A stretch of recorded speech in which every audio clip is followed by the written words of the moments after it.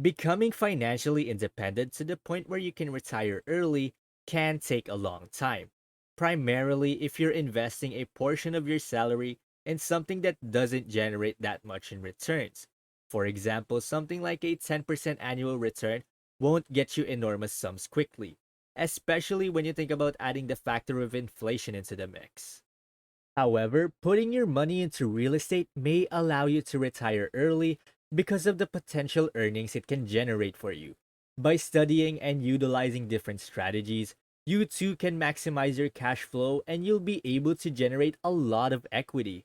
This has the potential of letting you retire 10 years earlier than your traditional 40 years. One of the numerous advantages in investing in real estate is the possibility of receiving significant cash flow as well as growing property values.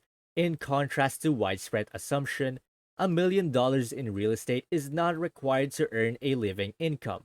Watch till the end of the video to know how exactly you can do this. And before we get started, make sure to press that subscribe button and the notification bell so you can stay up to date as we publish new videos like this one. The first stage in retirement planning is determining how much money you will need. Do you want to live a simple economic life or do you want a lavish lifestyle?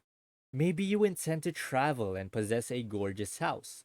Finance experts believe that you'll need at least 80% of your pre retirement income to retire comfortably. However, this is only an estimate because your spending will vary once you're in retirement.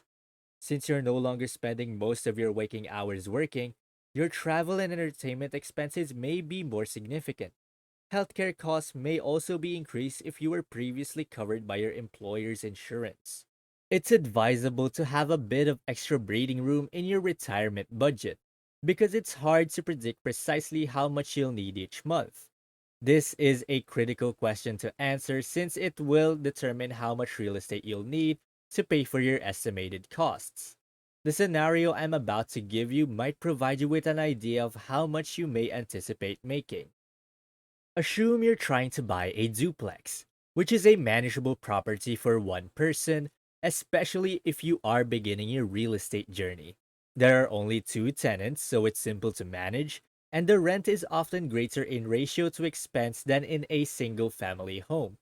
Two separate renters are paying rent, which will cover upkeep, taxes, and other charges.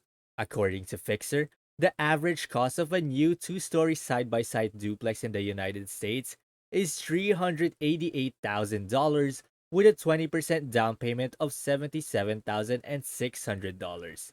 At 3.5% interest, your monthly mortgage payment would be around 1,394, and the national property tax average is 1.7 the home's value, so your monthly taxes would be around $346. In addition, you'll also need some insurance to protect your property, which should cost around $100 per month or $1,200 annually. The property's mortgage, taxes, and insurance will total around $1,840 per month or $22,000 per year. Unlike what most people would assume, this is not the complete expense of owning the property. These are only the set monthly expenses. The remainder usually depends on rental revenue, which we will go over next. In terms of rent, the tenants will pay roughly around 1,900 per month since that was the average two-bedroom apartment cost in 2020. Because the property is a duplex, your monthly income will be 1,900 for each side for a total of $3,800. You'll need to budget for house repairs and renovations, such as new paint, floorings, water heaters, cleaning after renters leave, and other costs involved in maintaining a property in good shape. The cost of upkeep is determined mainly by the state of your property, its age, and other considerations.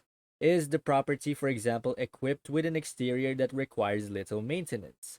Are the heating and cooling systems likely to last longer as a result of improved insulation? When compared to an old structure from the 1800s, the interior finishes of a new home are likely to be more sturdy and long lasting, and the maintenance expenses are likely to start low and continue low. Do you personally prefer buying a new or used property? Share your answer in the comment section below and leave a like on this video if you haven't already. Generally speaking, a decent rule of thumb is to set aside 10% of total revenues for repairing and maintenance. That would be $380 a month in this example. If your renters agree, you'll also need to budget for lawn mowing. Additionally, who will manage snow removal if you reside in a snowy area? We'll allocate $100 each month for these kinds of costs for our example. Taking vacancies into mind is also a good plan. When a renter leaves, it will take some time to prepare the property for the next tenant, even if you have found a new one already. To summarize everything, given that the national rental vacancy rate is 6.2%, saving that amount of rent or $235 per month is also a wise decision. Rent and maintenance costs are $715 each month or $8,580 per year.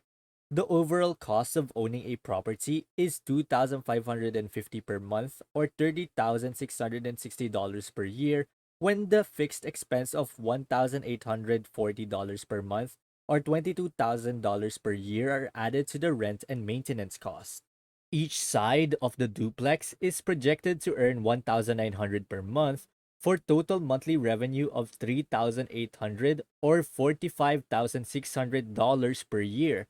This leaves you with $1,245 in monthly cash flow and $14,940 in yearly cash flow. This sort of return on your $77,000 down payment results in a 19% cash on cash return. That money is purely cash flow, similar to a dividend from a real estate stock. The renters also pay down the mortgage on a monthly basis, and the property value rises in the same manner that the price of a stock would.